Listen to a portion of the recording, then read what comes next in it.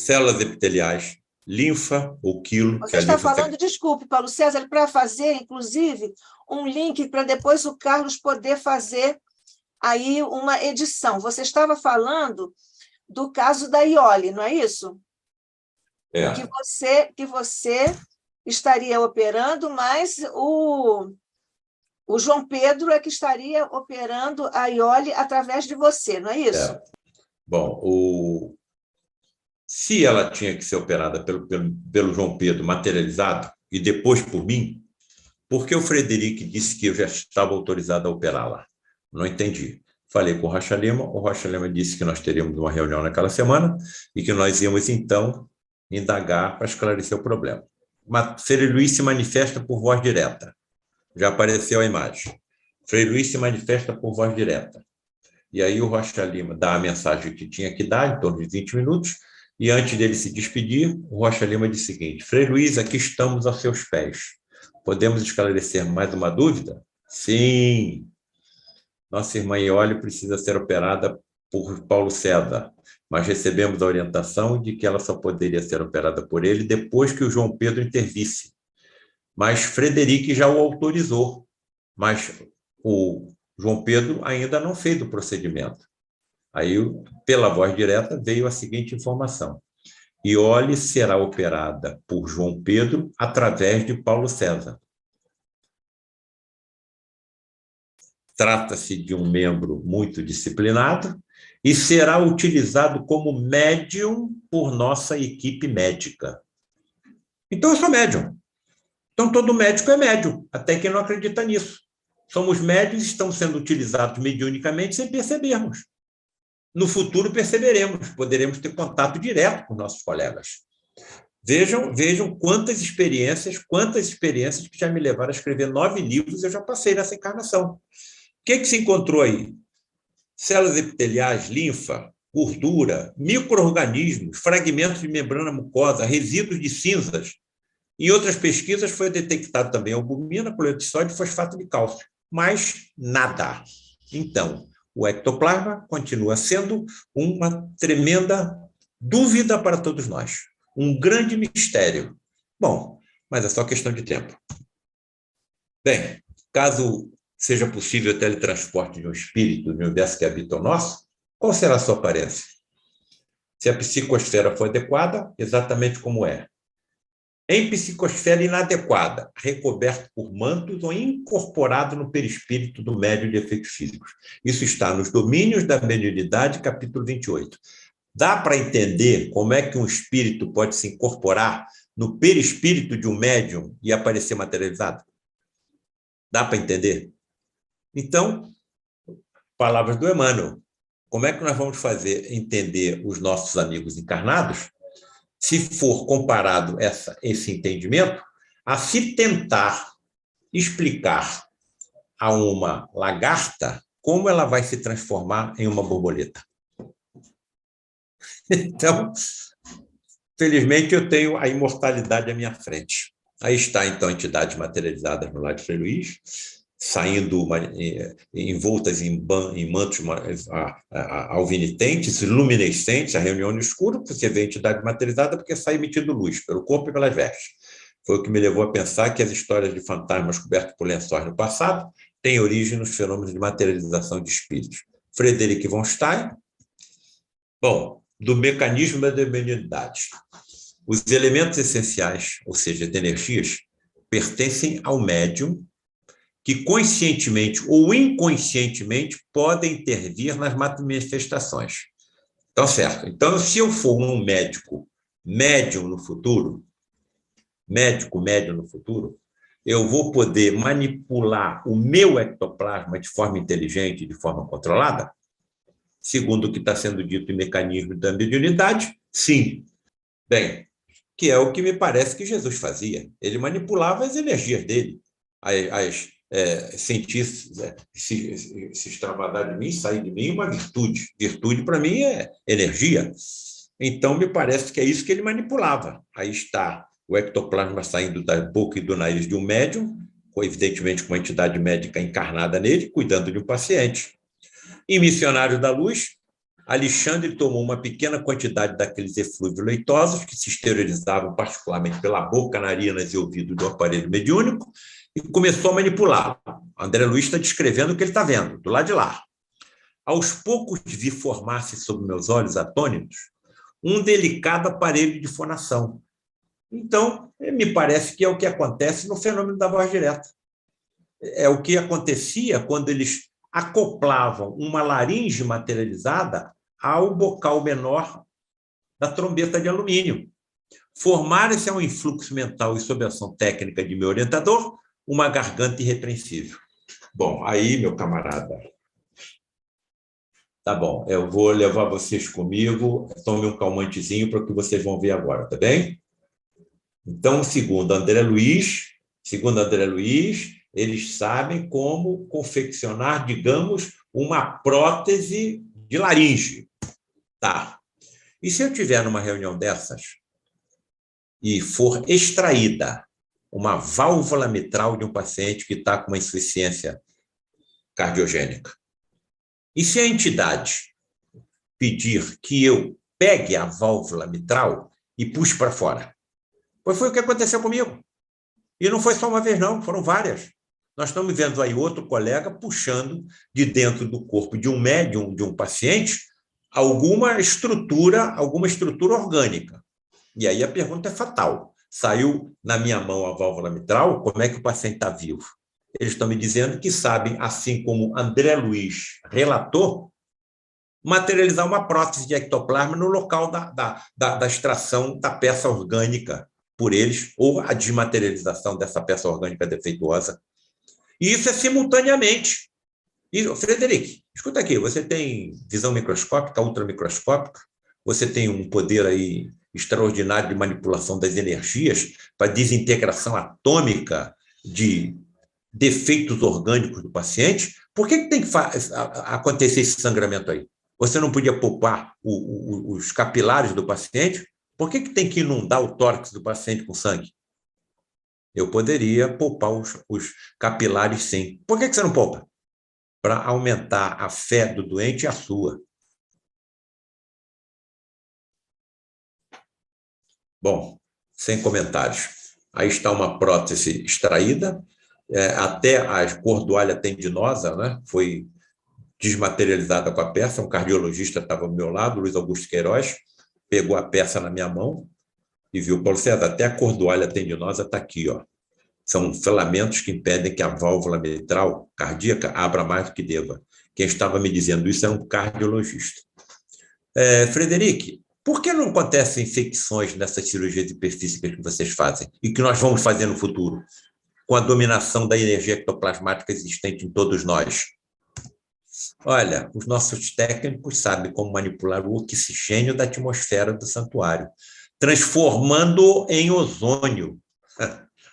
O oxigênio que nós estamos respirando são em 2 átomos. O ozônio tem 3. A ciência está me dizendo que 98% dos organismos, dos micro-organismos conhecidos pela ciência, são sensíveis ao ozônio. Então, é uma ciência, é uma energia. Não existe milagre, não existe sobrenatural. Existem leis físicas, químicas e biológicas que nós ainda não alcançamos, mas nós vamos alcançar. É só questão de tempo. Aqui está esclarecendo, então, bem. O oxigênio tem 2, que nós estamos respirando, tem 2 átomos. O ozônio tem 3. 98% dos micro-organismos conhecidos pela ciência são sensíveis ao ozônio. Isso aí pode ter acontecido materialização de Moisés e de Elias? Vamos voltar para ver se nos livros do André Luiz é confirmada que André e Elias se materializaram no Monte Tabor ao lado de Jesus. E atenção, hein? Eu não dormiria diante de uma reunião, de uma cena dessa, não. Eu não dormiria. Será que ele estaria acompanhado por 2 ou 3 discípulos que eram médios de efeitos físicos e que desmaiaram aqui e, nesse estado, expeliram a energia ectoplasmática que permitiu a materialização dos espíritos de Elias e de Moisés? Os 3 viram. Domínio da nominalidade, nos domínios da mediunidade. E, além de surgir Jesus em colóquio com Moisés materializado no Tabor, ele mesmo é o grande ressuscitado. ensinamentos claros do mestre, conversando com os grandes instrutores materializados no Monte Tabor. Então, André Luiz está confirmando que Elias e Moisés se materializaram com Jesus no Monte Tabor. Sabe o que é isso aí, Nádia? Nádia do Cotuvale, minha irmãzinha querida. Na próxima encarnação, eu e você vamos incendiar o mundo, tá bem? Vamos começar pelo Alasca. Mas eu tenho muito nervoso com essa história de cirurgias, mas vamos lá. Eu estudo com você no plano espiritual. Nadiazinha, olha o que eu estou te mostrando. 15 anos de estudos sobre o Santo Sudário. Aquela imagem lá grafada, de Turim.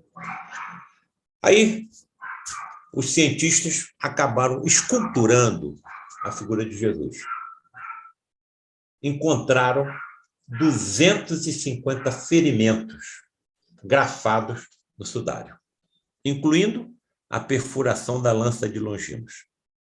Impossível a sobrevivência de um ser humano que tenha sido dilacerado na cruz como ele foi. Chicoteado, crucificado, com uma coroa de espinhos na cabeça e ainda com o tórax atravessado por uma lança. Certo? Está entendendo como é difícil o médico acreditar? Nós não acreditamos em ressurreição. Como é que esse corpo aparece todo recomposto, depois de ter ficado 3 dias dentro de uma gruta fechada, no calor do deserto? Bom, livro Missionário da Luz. No dia, porém, em que conseguirem trazer o coração iluminado, receberão alegrias iguais àquela que desceu sobre os discípulos de Jesus quando, de portas cerradas, em sublime comunhão de amor e fé, receberam a visita do Mestre perfeitamente materializado. Então, olha, a materialização de um espírito é a mais importante prova da imortalidade. A mais importante prova da imortalidade. Até o próprio Jesus se materializou perante o ressuscitado, perante os seus apóstolos. Bom, nos consideramos os mais elevados fenômenos realizados pelos espíritos no nosso mundo, comparável só às viagens dos astronautas no seu esforço por atravessarem o cosmos e pousarem no outro mundo. Ou seja, palavras de Francisco Cândido Xavier, no livro Páginas de uma Vida. Então, aí estão as dificuldades de que tais fenômenos aconteçam de forma comum no nosso planeta. Drogas, racismo, suicídio, pedofilia, assassinatos, aborto, prostituição, corrupção, guerras, fundamentalismo e outros. Doutor Paulo César, o senhor acha que essas tragédias todas que nós estamos enfrentando poderiam ser atenuadas caso as materializações fossem fenômenos comuns? Sim. Sim. Guerras. Olha o que eu vou mostrar para vocês agora. Samuel se materializa pela ectoplasmia da pitonisa de Endor e orienta o rei Saul a desistir da batalha no dia seguinte contra os filisteus. Porém, não é atendido. Materializado, hein? Ainda acaricia a cabeça de Saul. Não acreditou. Foi para a guerra com os filisteus no dia seguinte. E como o próprio Samuel orientou, alertou, olha, você e os seus filhos morrerão nessa batalha, hein? E foi exatamente o que aconteceu. Tá? Lázaro redivivo, Humberto de Campos. Agora, raciocine, irmãos queridos e imortais, comigo. Quantas guerras históricas poderiam ser evitadas pela orientação de mentores materializados? Estão percebendo o que está acontecendo na atualidade, no século XX? Com ameaça até de bomba atômica? Então, eu acho que, eu não sei, a nossa humanidade ela vai precisar de um choque elétrico. E o choque elétrico me parece que virá pela cada vez mais comum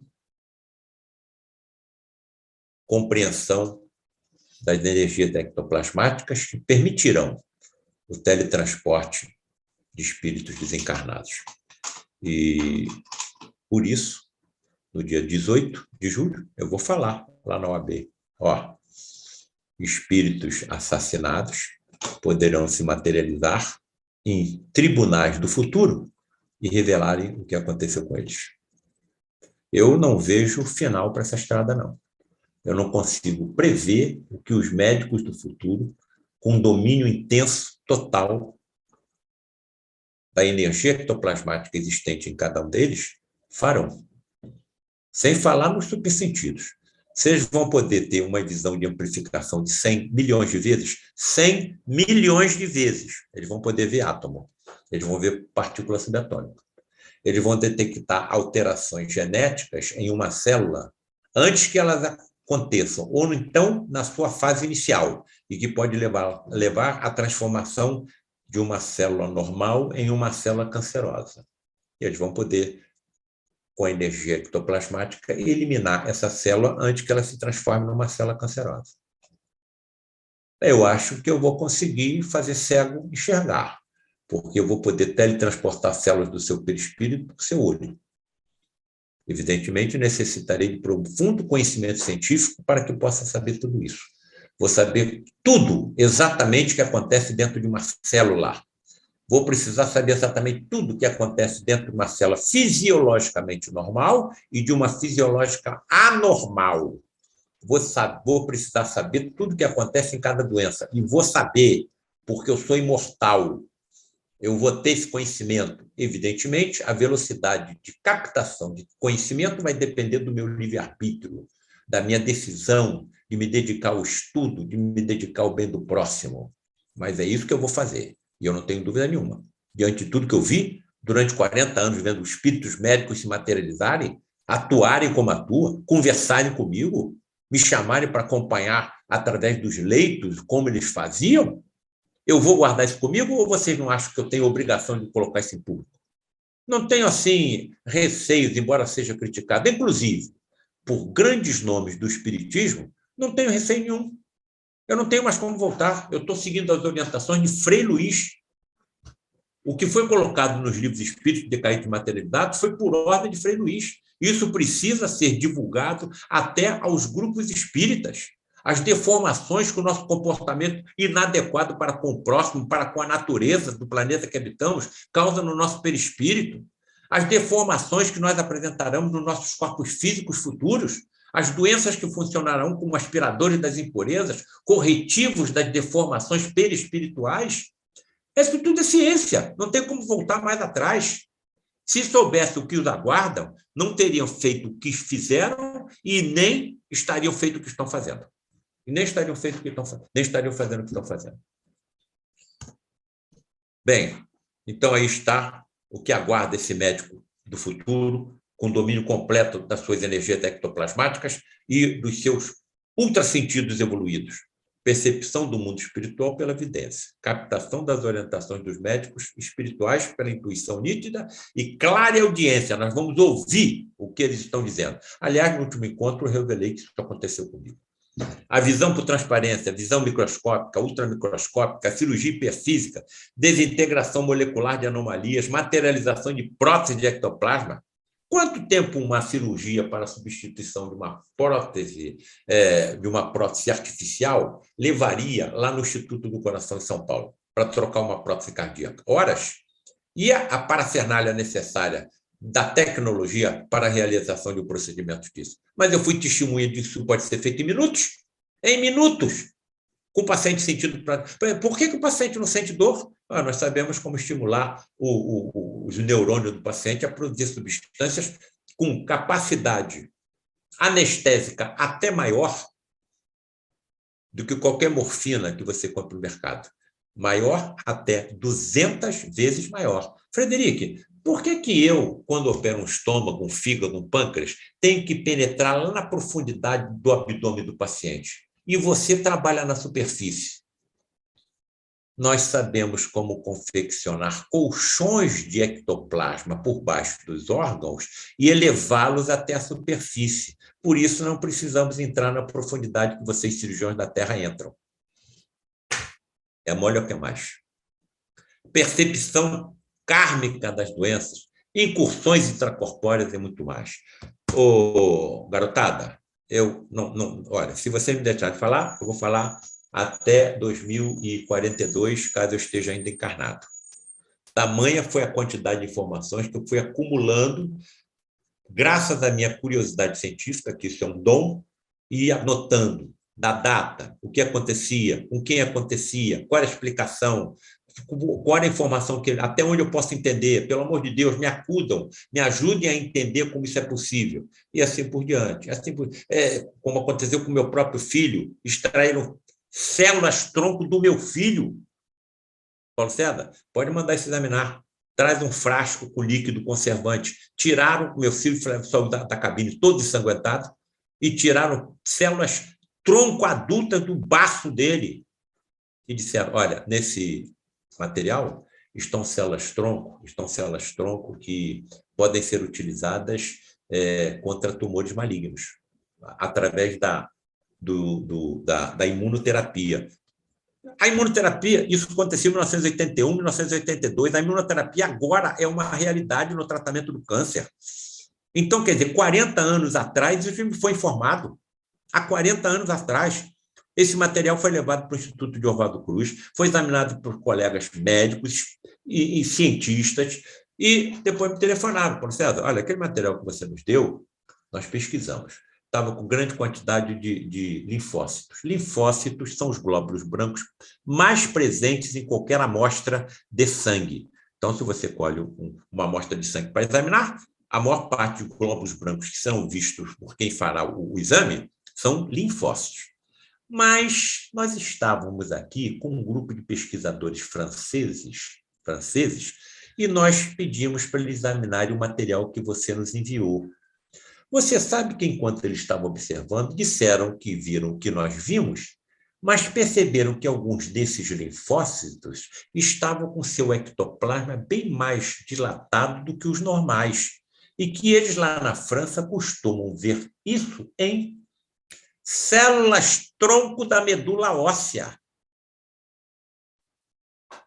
E aí? O que eu faço? O que eu faço? Continuo nessa estrada ou por fora? Até quando eu vou ficar aqui? Bom, eu acho que era isso que eu teria a falar. Evidentemente, teria muito mais.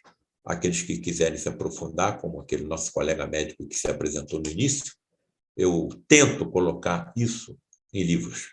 Tá? O nome, Medicina e Ectoplasmia. Qual será o próximo? Ufologia e Espiritismo? A justiça humana perante a materialização de espíritos? Talvez um terceiro livro, Genética e Mediunidade.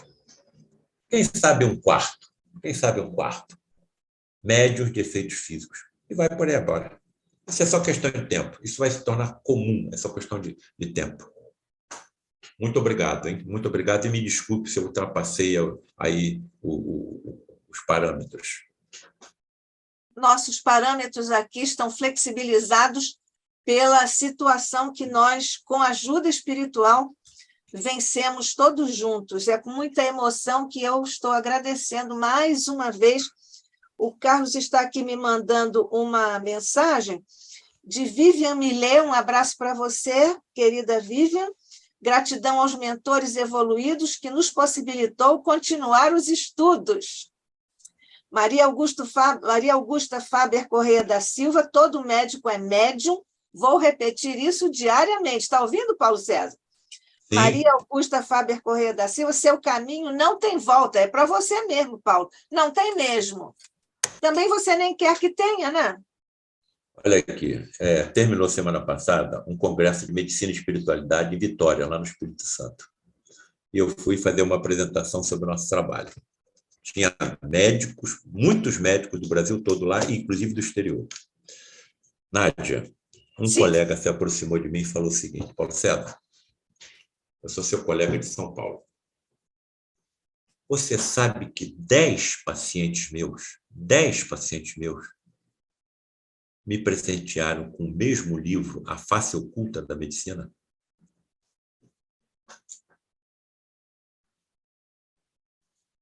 E um conhecia o outro? Nenhum conhecia um ao outro. e todos eles te procuraram, e você, em cada exemplar, você escreveu uma dedicatória para o mesmo colega.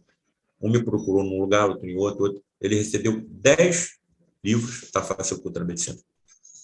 Então, me parece que é um planejamento, não tem como eu negar que isso esteja acontecendo. E vejo isso com muita assim, felicidade, né? Porque a medicina é extremamente importante, ninguém pode ser nada sem saúde. Então, nós estamos tratando uma infinidade de doenças somente em seus efeitos, não sabemos as causas.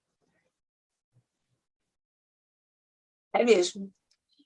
Paulo, nós evidentemente estamos muito encantados outra vez com a sua exposição. Estamos profundamente agradecidos ao plano espiritual, aos nossos mentores queridos, que nos propiciaram condições de nós retomarmos o seu estudo. Agradecidos a todos que estiveram conosco e estão conosco ainda em ambos os planos de existência, vibrando no momento em que você e Carlos estavam, na palavra de Carlos, lutando para nós retomarmos o estudo. Nós não temos aqui nenhuma pergunta. Acabou de entrar o que eu estava vibrando aqui, agradecendo, mas eu queria te perguntar, Paulo, você falou sobre aquela questão da prótese, que os espíritos construíram uma prótese mantendo o cliente, né, o paciente encarnado, apesar da retirada daquele elemento vital. Lúcido. Hein? Encarnado e lúcido. E lúcido. Nos transplantes, pode ocorrer isso também? Olha, são cirurgias de... são cirurgias... Eu tinha uma paciente que precisou fazer um transplante hepático. Ela não sobreviveu no pós-operatório, ela desencarnou. E a cirurgia demorou horas. Alguém doou o fígado para ela. Então, alguém foi a óbito e tinha autorizado a que seus órgãos fossem doados, ou a sua família autorizou. Não sobreviveu. Então, são assim procedimentos cirúrgicos muito perigosos por nós, médicos da Terra, mas que têm salvo milhares e milhares de vidas, certo? O Hospital Universitário Pedro Ernesto, por exemplo, agora está abrindo um programa só para transplante hepático. Já faz transplante de rim, já faz transplante de coração e vai aí afora. Isso, estou falando do serviço público, hein? Nenhum hospital aqui no Rio de Janeiro faz o que acontece no Pedro Ernesto. Agora, em minutos, sem ninguém ter doado nada, prótese de ectoplasma, como? Quantos átomos tem numa válvula mitral? Quantos elétrons? Como é que eles conseguem desintegrar atomicamente uma peça orgânica e materializar uma prótese de ectoplasma que adquire as mesmas características do receptor, não ocorrendo, então, a rejeição? Eles trabalham o sistema imunológico do paciente, eles trabalham a corrente sanguínea, o tipo sanguíneo, eles verificam tudo. Isso tudo está nesse livro que nós estamos colocando agora, provavelmente em agosto ou setembro, na Bienal do Livro, Ectoplasmia e Medicina. Eles analisam cuidadosamente o paciente antes de ser submetido a tais intervenções. E essas avaliações não são feitas no momento do procedimento. Espíritos médicos devem estar acompanhando o paciente até na sua residência e analisando detalhe por detalhe, para quando chegar no momento em que isso aconteça, não ter os acidentes que nós, evidentemente, temos nas nossas atividades cirúrgicas físicas, e não hiperfísicas, aquelas que ultrapassam os limites físicos do corpo humano. O Paulo César, eu não costumo fazer assim nenhum depoimento sobre a vida pessoal, até porque ela é muito desimportante, mas, inspirada pela sua datividade e pela sua humildade até de falar sobre essas questões todas, eu vou aqui segredar que nós temos na nossa família o caso de um transplantado de coração, meu primo querido, que é um irmão meu. Ele ficou, depois do transplante, muitos anos, o que não é comum, muito além do que é a estatística depois de transplantes de coração. E eu lembro que ele ficou até o último momento, porque os médicos diziam que a partir de tal momento ele não teria nenhuma chance se não chegasse um coração. Eu orava muitíssimo, muitíssimo, diariamente, várias vezes, para os nossos mentores no Grupo Espírita André Luiz, que é a nossa casa querida aqui no Rio de Janeiro, e numa reunião de tratamento espiritual, eu vi um médico que eu imagino tenha sido o próprio André Luiz, que eu nem mereço isso, mas eu imagino que tenha sido ele. Ele veio andando, trazendo assim um coração, que estava no momento, situação limite para o meu primo. E no dia seguinte de manhã, apareceu um coração para o meu primo. Então, essas são situações que nós vivemos, e aqui, mais uma vez, eu estou agradecendo essa misericórdia que nossa família recebeu. O que eu estava te perguntando sobre os transplantes é que, durante os transplantes, os médicos... Alô, Paulo César? Você está me ouvindo? Tá. Perfeitamente. Durante o transplante, os médicos retiram o órgão, colocam do lado do paciente, né, do corpo do paciente, para vir o outro. É nesse momento que se pode dar, naturalmente, um colapso aí, de alguma forma. E você acredita que, com assistência espiritual, possa haver algum caso de, digamos assim, uma construção ectoplasmática pelos mentores para ajudar os médicos do... Acredito piamente que isso aconteça. Não tem nenhuma dúvida, diante de todas as conversas que eu tive com o Frederico, com o João Pedro e outros colegas teletransportados e materializados. Eles estão ao nosso lado. Olha aqui. O corpus deles são constituídos pelos mesmos elementos do nosso, porém com átomos em plano de vibração mais elevado. Por isso nós não os vemos, a não ser os médios videntes, né? Por isso atravessam paredes de concreto e se locomovem a distâncias incomensuráveis com a velocidade de pensamento. Eles sabem como baixar a vibração atômica dos átomos ectoplasmáticos. E, durante aquele momento, eles podem acoplar, durante os nossos procedimentos cirúrgicos, e sem percebermos, moldes ectoplasmáticos a não somente os transplantes, mas outras estruturas que nós tenhamos tentado, assim, durante os nossos procedimentos, consertar, recuperar. Está dando para entender? Sim. Então, não adianta, nenhum médico vai estar sozinho, nem os que não acreditam nisso, não tem saída. E essa tua prece aí deve ter tido uma atuação fundamental, porque a prece é uma ferramenta fundamental para a ação em benefício dos enfermos. Eu não entro num centro cirúrgico em realizar uma cirurgia. É claro, imagina, uma prece, que você aliás. é certo. Eu não começo uma cirurgia sem fazer um pensamento, colocando a imagem de Jesus ao meu lado, ao lado dos colegas que se encontram ao meu lado. Tenho muito respeito com aquilo que falo dentro de uma sala de cirurgia, dentro de um CTI. Não é lugar para você soltar piadas, de você usar palavras de baixo calão. Não, nós estamos diante de um ambiente sagrado. Existem muito mais médicos ali desencarnados do que encarnados. Acreditem ou não. O André Luiz tem uma frase: o esforço do laboratório é tão sagrado quanto o do religioso no templo. Que é exatamente o que você acabou de falar. Um dos mentores dele também. Se os médicos orassem. Um dos mentores do André Luiz fala isso em um dos seus livros. Se os médicos orassem. Por falar em oração... Ele vê uma descrição que ele vê um médico andando pela rua, recoberto por um espírito tão assim, puro, que pareceu ser um anjo.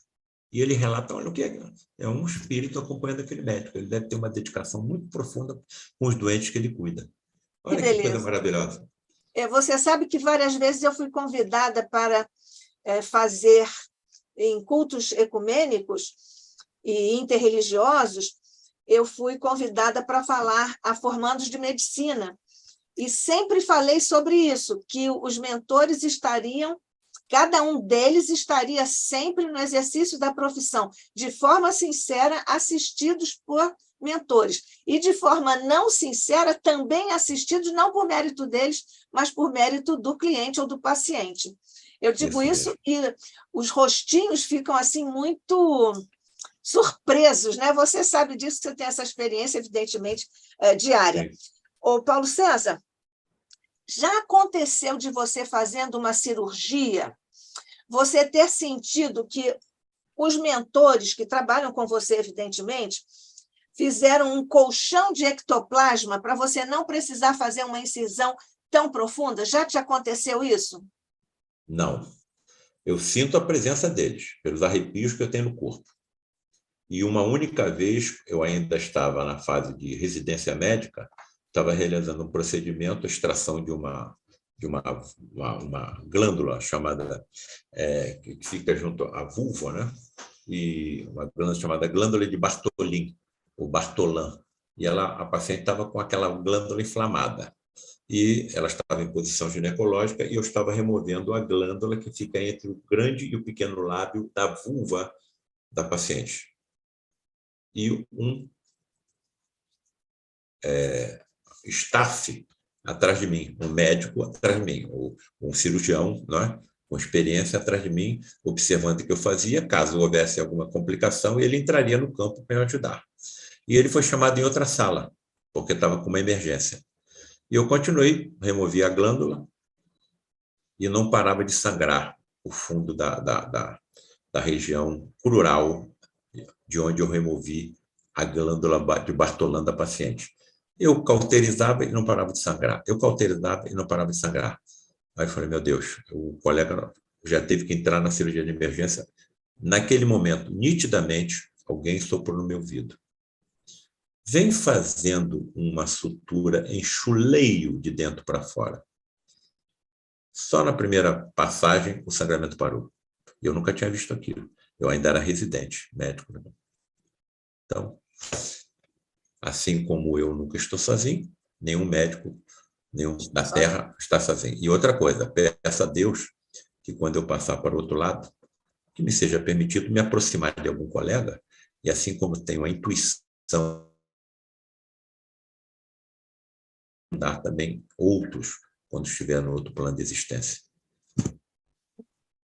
O que você nos falou aqui sobre recomposição de estruturas atômicas e subatômicas, etc., da parte desses espíritos, você acredita que será possível, dados os desmandos da humanidade para furar a nossa camada de ozônio, que é a nossa proteção, todos sabemos, mas que já está muito comprometida, você acha que os espíritos poderão, será possível, a recomposição da nossa capa planetária ozônica?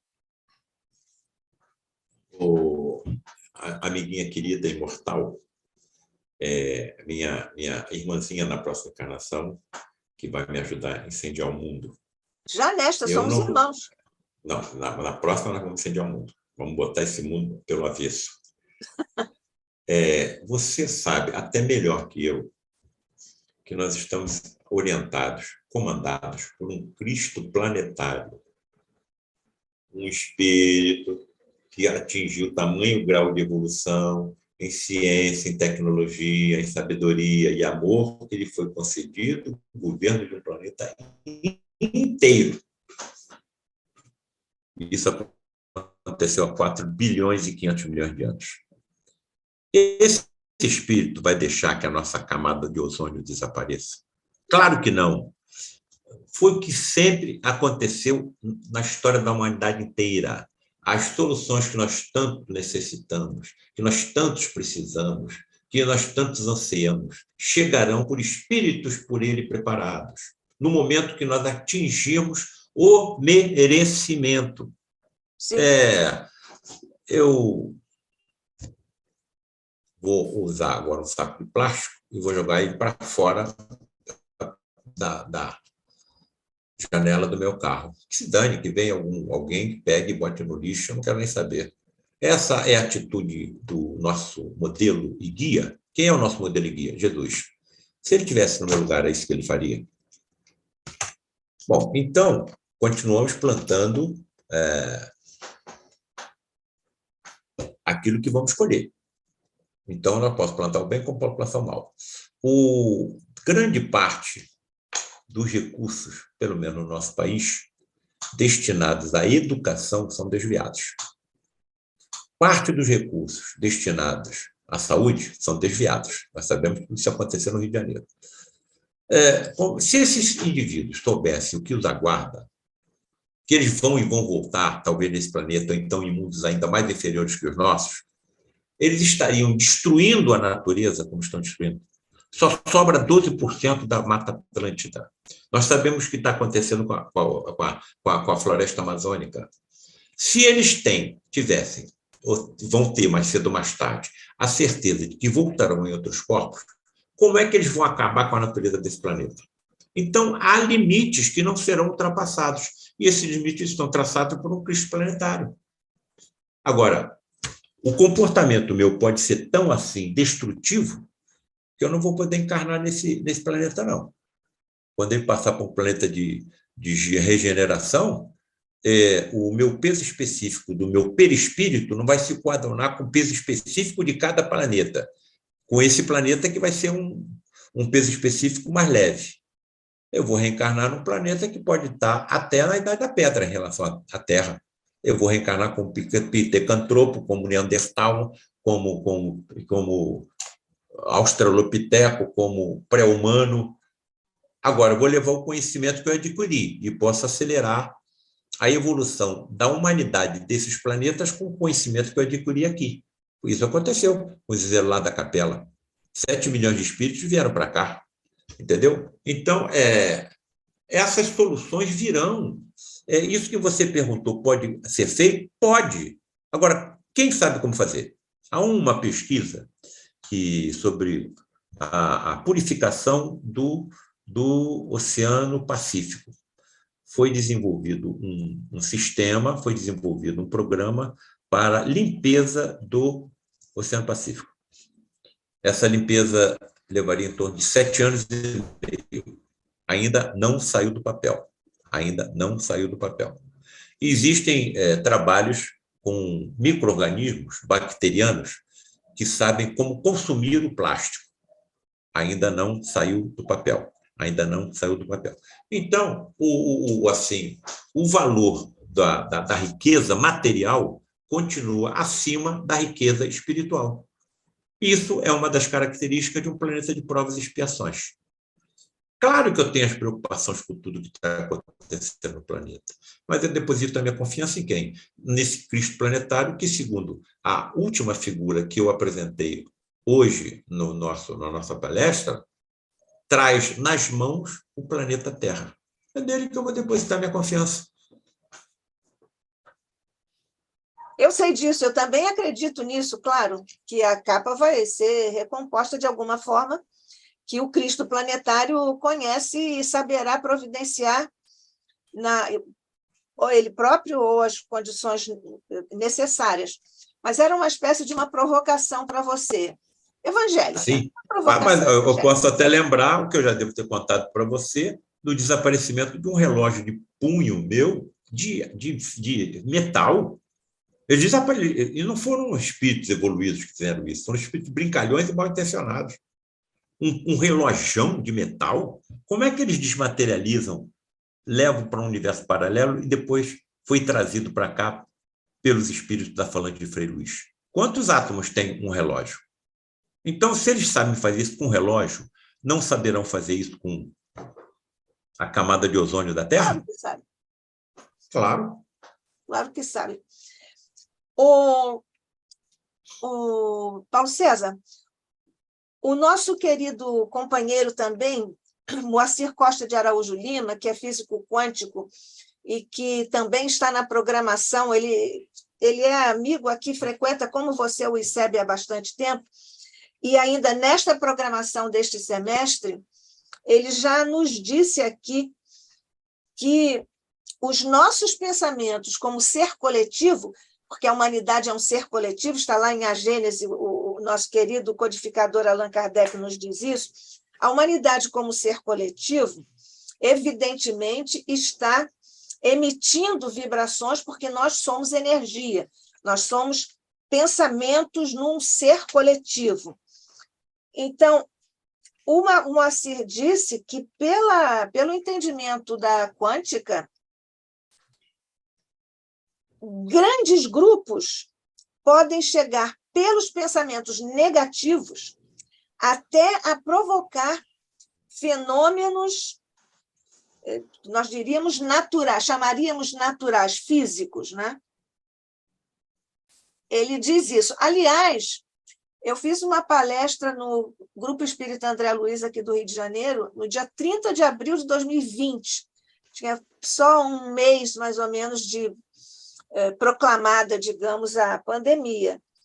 E lá eu citei que o André Luiz fala sobre isso em algumas obras, mas eu vou lembrar aqui, Os Mensageiros, ele diz que nessas aglomerações de grandes cidades, no plano espiritual, há uma aglomeração, digamos assim, de pensamentos negativos que promovem essas circunstâncias. E estudando as pandemias, inclusive desde lá de Atenas, isso sempre aconteceu com as grandes coletividades. O que você diz a esse respeito? Eu sou absolutamente de acordo, e lembrando o que eu falo em algumas apresentações minhas. Estamos colocando tijolos em telhados de zinco. Vão desabar. Sob que forma? Pandemias, maremotos, terremotos, guerras, aflições, tudo isso que nós estamos vendo acontecer no nosso planeta. Agora, tem uma comparação que às vezes eu faço, que a turma gosta. Vamos imaginar que a Nádia do Cotuvale venha me fazer uma visita. Só que ela vai fazer a visita de surpresa. Ela quer me fazer uma surpresa. Tudo bem. Só que ela não sabe que eu, que moro no segundo andar, naquele dia que ela vai me fazer aquela surpresa, estou mudando para o terceiro andar. Quando ela chegar na minha casa, como é que ela vai encontrar o meu apartamento? Todo revirado, móveis desmontados, trouxa de roupa para cá, para lá, panela. Eu estou mudando do segundo para o terceiro andar? É o que eu acho que está acontecendo com o planeta Terra. Nós estamos subindo de andar. Então, estamos vendo essa confusão toda, principalmente que fica mais assim evidente com as ferramentas da tecnologia de comunicação. O que está acontecendo no Japão, nós estamos sabendo. O que está acontecendo na China, o que está acontecendo na Ucrânia, nós estamos sabendo imediatamente. Eu tenho informações científicas que chegam a mim no mesmo dia em que elas tenham sido publicadas pela internet. E quando eu não tinha essa ferramenta, eu tinha que ir lá para a biblioteca de Manguinhos, e procurar os artigos que eu queria. E algumas vezes eu chegava e alguém já tinha passado antes de mim e arrancado a página. O artigo não estava mais na revista. Isso não acontece mais hoje. Eu tenho internet. Então, quer dizer, daqui a pouco essa nossa tecnologia vai permitir até que nós nos comuniquemos com desencarnados pelo nosso telefone celular. Então, estamos no caminho. Agora, a ciência vai desempenhar um papel fundamental. Na hora que a ciência comprovar a verdade, que é da justiça divina, que está na nossa consciência, você vai fazer mal a quem? Bem, a transcomunicação já está aí, né, Paulo César? Transcomunicação. Já está aí. Tem um livro escrito pelo Rocha Lima falando Mensagem dos Espíritos pelo Telefone. Foi montada uma pequena pirâmide no Lar de Frei Luís com um telefone e um médium de efeitos físicos por perto. E através da comunicação telefônica com a casa de Luiz da Rocha Lima, espíritos materializados entravam em contato com ele. E o chamado do telefone era diferente do que nós tínhamos naquele telefone, esses telefones fixos de hoje em dia, né? A campainha era diferente. E, através dessas comunicações, orientaram o presidente Luiz da Rocha Lima os processos administrativos do Lar de Frei Luís, que hoje é o maior centro espírita do Rio de Janeiro. Você sabe? Isso não pode acontecer com os nossos governantes também? Sim. Sabe com quem aconteceu isso? Abraham Lincoln. Abraham Lincoln. Não através de espíritos materializados, mas através de comunicações mediúnicas orientaram ele com relação à guerra de secessão. Você sabe, eu recebi uma mensagem de transcomunicação na época em que nós tínhamos secretária eletrônica. Lamentavelmente, teve um dia que eu acho que eu fui lá e cliquei errado e ela desapareceu. E há uma outra que eu suspeito que tenha sido também. Mas, enfim. Paulo César Frutuoso, quer dizer mais alguma coisa? Se não tiver mais perguntas, a gente dá as nossas palavras finais, né? Isso. Olha, nós temos aqui umas informações.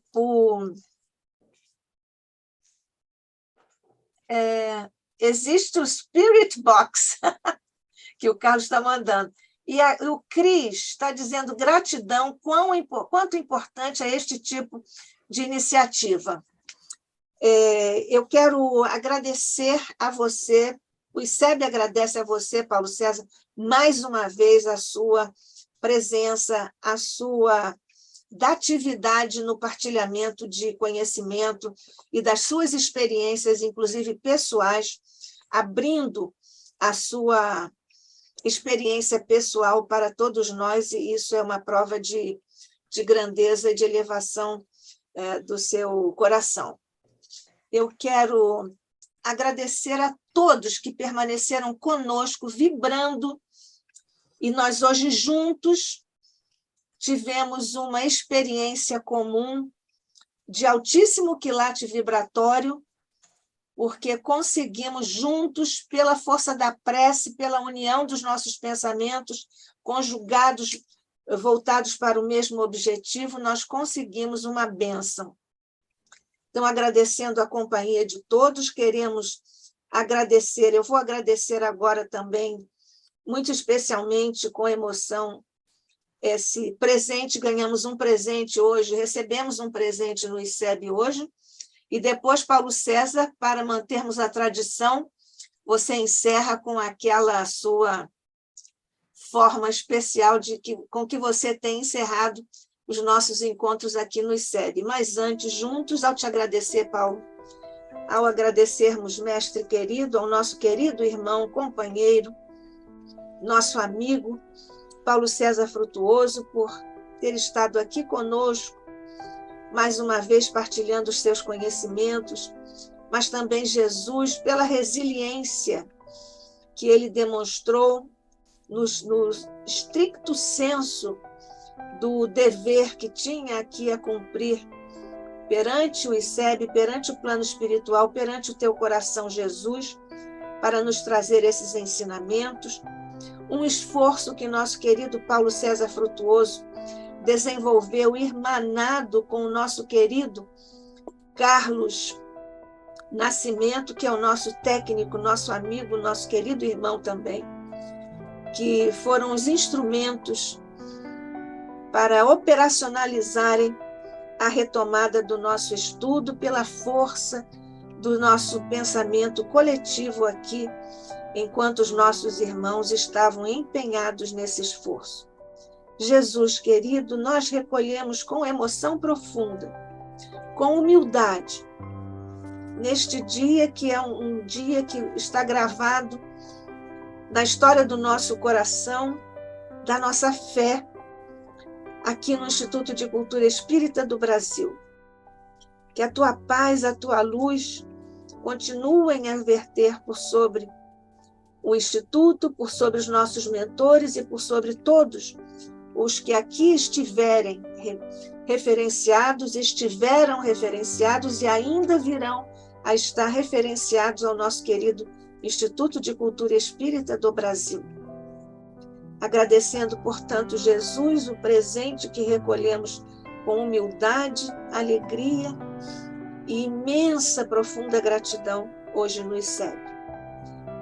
Nós ainda te rogamos, possas permitir que vibremos também em gratidão aos nossos anjos da guarda, a Maria e a todos os nossos mentores queridos. Nós vamos acompanhar querido irmão de luz, nosso querido Paulo César Frutuoso, para, como sempre, encerrar aqui a nossa reunião com a sensibilidade do seu coração, que busca também o de todos nós. Que assim seja, sob a graça de nosso Pai. Já raiou a bela aurora do novo dia que cresce. Vamos todos, sem demora, entrarmos em estado de prece. Que o bondoso e meigo Jesus, nosso guia, mestre e Senhor, nos ilumine com sua luz e nos proteja com seu amor.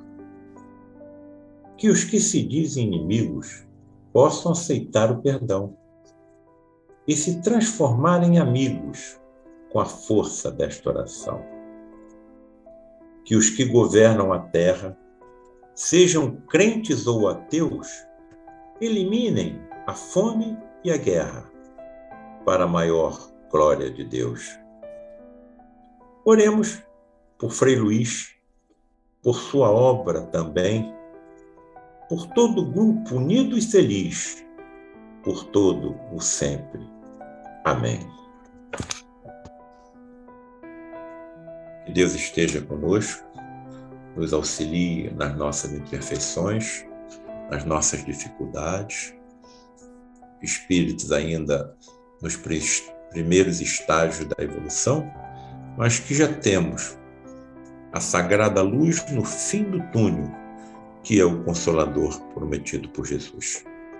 Imensamente grato pela oportunidade de aqui estarmos, pela honra de participarmos de um banquete tão, digamos, erudito, e lembrando que estamos rodeados durante esses encontros por uma multidão de irmãos desencarnados que aproveitam essa nossa troca de ensinamentos para aumentarem também o seu conhecimento. Graças a Deus que assim seja.